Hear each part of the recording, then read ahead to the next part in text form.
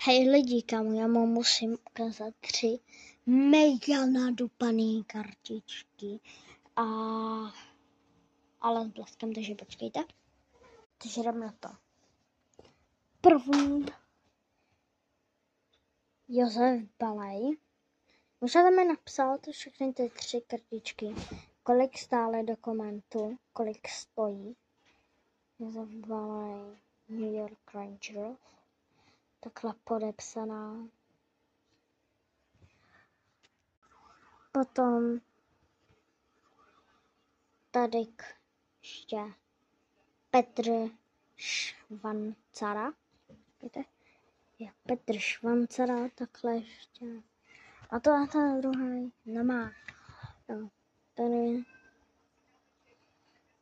v roce 1977 útočník. Jo. Chválně si teďka běžte tipnout, co to je za kartičku.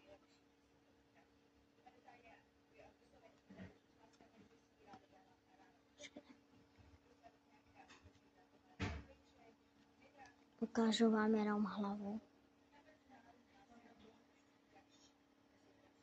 Tam to, počkejte, to shiny, když vám to ukážu, když to neshiny. No, asi to shiny, takže takhle. Na světle to shiny, aj.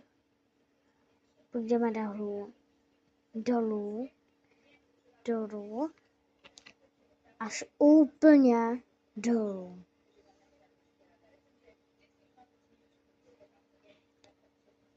Podepsaná kartička.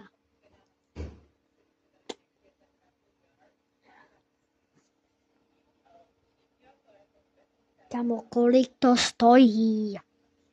Když je to vypadá. Jo.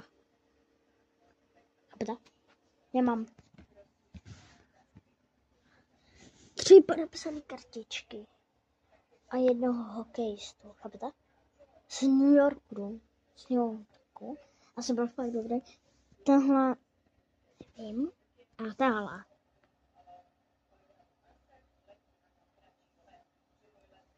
Bomba!